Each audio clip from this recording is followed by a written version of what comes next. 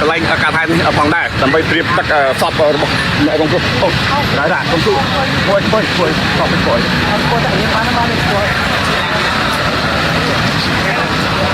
បាទឥឡូវកំពុងតែបង្កមានការភ្ញាក់ផ្អើលខ្លាំងមែនទែននៅទីតាំងការថែនេះប្រិមិត្តយើងហើយខ្ញុំបាទក៏សូមធ្វើការខន្តីអភ័យទោសទុកជាមុនប្រសិនបើតាឡាយទៅដាច់ការផ្សាយមិនបានជម្រាបលាប្រិមិត្តក៏សូមខន្តីអភ័យទោសទុកជាមុនផងដែរដោយសារតែបញ្ហាអាកាសធាតុក្តៅមែនទែនបាទបើក្តៅចឹងយើងឡាយទៅអាចទូរស័ព្ទឡើងកម្ដៅអាចដាច់ការឡាយមិនបានជម្រាបលាប្រិមិត្តចឹងក៏សូមខន្តីអភ័យទោសទុកជាមុនផងដែរបាទចឹងប្រិមិត្តយើងទាំងអស់គ្នាសូមមេត្តាជួយ បាទក្នុងការចែករំលែកបាទដើម្បីឲ្យដំណឹងនេះដឹងដល់ក្រុមគ្រួសារសាច់ញាតិរបស់គាត់ដែលបានដឹងនេះសូមមកឡើងមកទីតាំងកាថែតនៅតាមបណ្ដោយផ្លូវវែងស្រេងបាទនៅខាងកើតដល់គល់ស្ពានបាទចំចៅនេះតែម្ដងស្ថិតនៅក្នុងភូមិបាទជ្រីកោងបាទសង្កាត់ចំចៅ2ខណ្ឌពោធិ៍សែនជ័យរាជធានីភ្នំពេញឥឡូវនេះកំពុងតែបង្កមានការភ្ញាក់ផ្អើលវាថ្ងៃទីបាទ8ខែមិថុនាឆ្នាំ2025នេះបាទយើងក៏លេខទៅមើលចរាចរណ៍កំពុងតែបំមានញឹកខ្លាំងមែនទែនបាទនៅពេលនេះ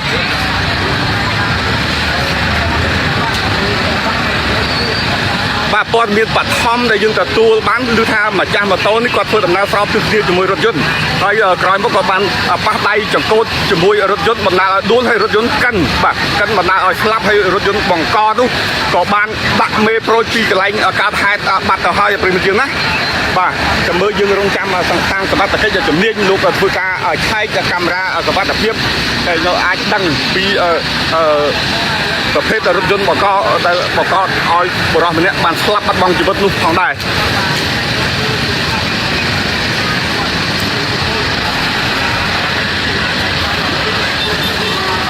បាទប្រិមិត្តយើងអូអាកាសធាតុក្តៅមែនទែនបាទក្តៅចង់ទៅទូរស័ព្ទគាត់ថាឡាយមកទូរស័ព្ទឡើងក្តៅមែនទែនហើយបាទឥឡូវចរាចរណ៍បាទកំពុងតែបំពេញខ្លាំងមែនទែនមួយដាក់តបយ៉ាងសៃមកទុកអាយុប្រហែល13ចំណាយគាត់ទៅ20 22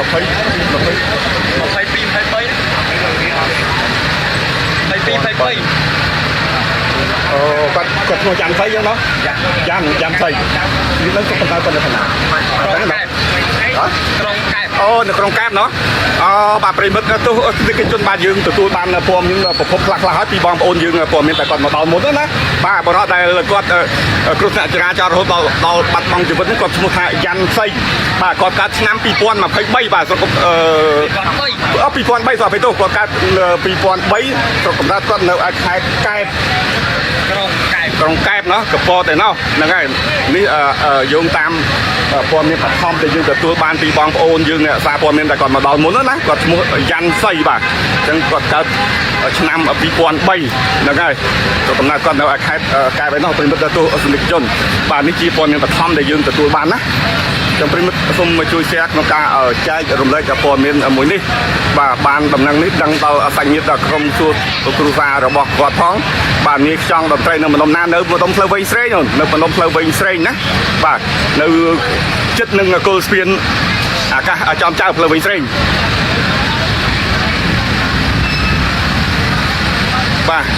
មានតែប្រិមិត្តយើងទេពឹងពាក់ប្រិមិត្តយើងទាំងអស់គ្នាដែលជួយ share ក្នុងការចែករំលែកក្រែកបានដំណឹងនេះដឹងទៅដល់ក្រុមគ្រួសារសាច់ញាតិរបស់គាត់បាទម្ចាស់ម៉ូតូដែលមានស្លាកលេខដែលខ្ញុំចាប់បង្ហាញមុននេះបន្តិចណាខ្ញុំចាប់បង្ហាញស្លាកលេខពីរដងហើយបាទម៉ូតូគាត់ម៉ាក Winner X ពណ៌ខ្មៅបាទឥឡូវនេះម្ចាស់ស្លាប់បាត់បង់ជីវិតហើយម្ចាស់ហ្នឹងគាត់ឈ្មោះ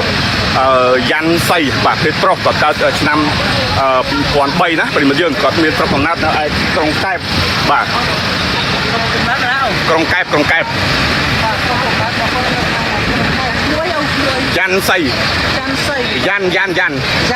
យ៉ាន់សៃគាត់កើតឆ្នាំ2003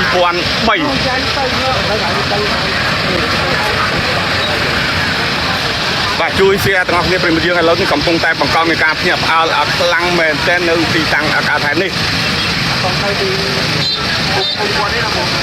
ហ្នឹងយើងទទួលបានព័ត៌មានបឋមប៉ុណ្្នឹងដែរហ្នឹងហើយ បាទឥឡូវនេះកំពុងតែបង្កមានការផ្ញើផ្អើលខ្លាំងមែនទែននៅទីតាំងអាកាសខេត្តនេះណាប្រិមិត្តទស្សនិកជនបាទករណីចរាចរណ៍នេះយើងទទួលបានថាបង្កឡើងម៉ូតូជាមួយនឹងរថយន្តប៉ុន្តែពេលដែលការថែរថយន្តមកក៏បានបាទដាក់មេប្រូចពីកន្លែងការថែបាត់ទៅហើយយើងអត់ទាន់ដឹងថារថយន្តប្រភេទអីទេណាបាទ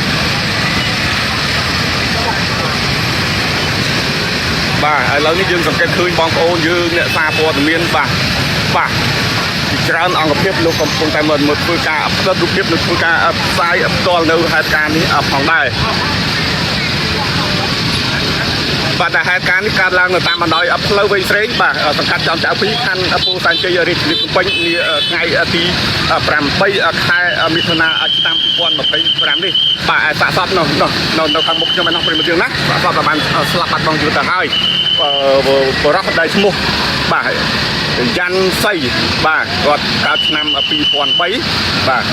គាត់មានស្រុកកំណើតនៅឯក្រុងកែបនេះយោងតាមព័ត៌មានបឋមដែលក្រុមការងារយើងទទួលបានពីបងប្អូនយើងអ្នកសារព័ត៌មានដែលគាត់មកដល់មុននោះបាទ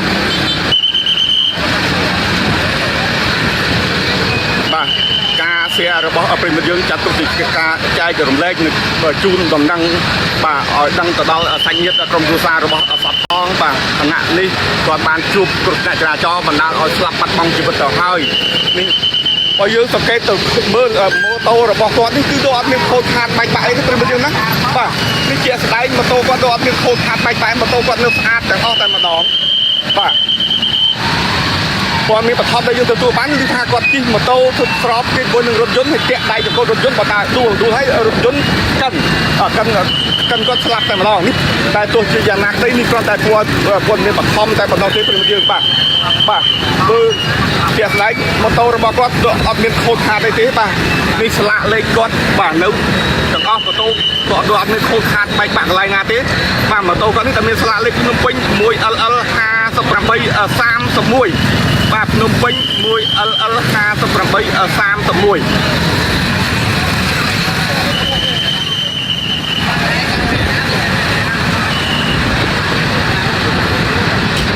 ឥឡូវនេះបាទចរាចរណ៍នៅកន្លែងការដ្ឋានកំពុងតែមានការអកកស្ទះនិងមមាញឹកយ៉ាងខ្លាំងតែម្ដងនេះដោយសារតែថ្ងៃអាទិត្យផងទេបើសិនជាផុតថ្ងៃអាទិត្យកាន់តែមមាញឹកកកស្ទះខ្លាំងមែនទែននៅទីនេះអត់ព្រមយើងណាពេលនេះចុងពីអត់ទៅបាត់ហើយអត់ដឹងថាឡានប្រភេទអីទេដាក់មេត្រូទៅបាត់ហើយគាត់មានបឋមនេះគឺបានទៅទៅធ្វើបែបមួយឡានតែទៅជួឡានទឹកខ្ញុំក៏មានបឋមហើយណាតែឲ្យយើងទៅថាពូឡានប្រភេទអីទេដាក់មេត្រូទៅបាត់ហើយបាទប្រិមិត្តទោះសនិកជនបាទរុនឈុំនៅណាពូនៅតាមបណ្ដោយផ្លូវវិញស្រីអូនតាមបណ្ដោយផ្លូវវិញស្រីជួយ share ក្នុងការចែករំលែកបាទចាត់ទុកថាដំណឹងនេះចែករំលែកដំណឹងនេះឬក៏ព័ត៌មាននេះបានដល់ក្រុមគ្រួសារសាច់ញាតិរបស់គាត់ផងបាទស្លាប់យ៉ាងណាធំទាំងកណ្ដាលថ្ងៃត្រង់តែម្ដងព្រីមយើងហើយ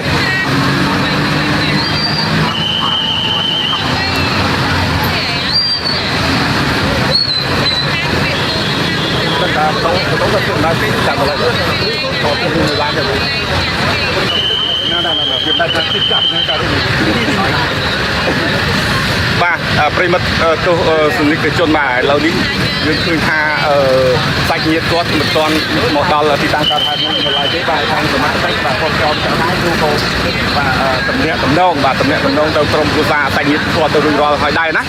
បាទបរិសុទ្ធដែលឈ្មោះយ៉ាន់សីគាត់កើតឆ្នាំ2003បាទស្រុកកំណើតនៅក្រុងកែបខេត្តកំពតឯណោះបាទឥឡូវនេះ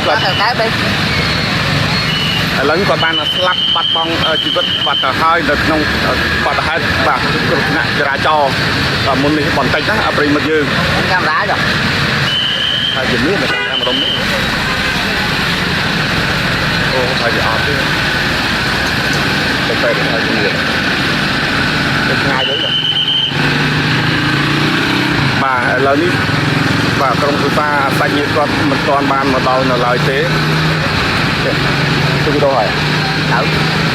អត់ដឹងរឿងចុះបាទ បាទឥឡូវឃើញថាចរាចរណ៍នៅទីនេះបាទកំពុងតែមមាញឹកខ្លាំងទូសំដែរប្រិយមិត្តយើងណាបាទ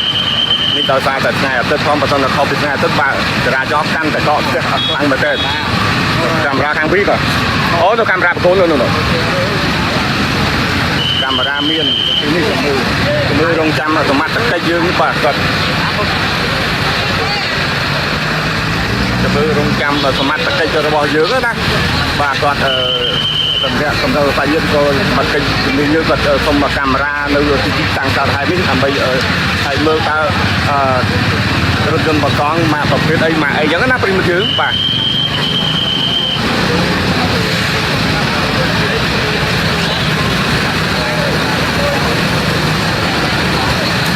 បាទខ្ញុំបាទក៏សូមថ្លែងអំណរគុណយ៉ាងជ្រាលជ្រៅទៅដល់ប្រិមិត្តទស្សនិកជនទាំងក្នុងនិងក្រៅប្រទេស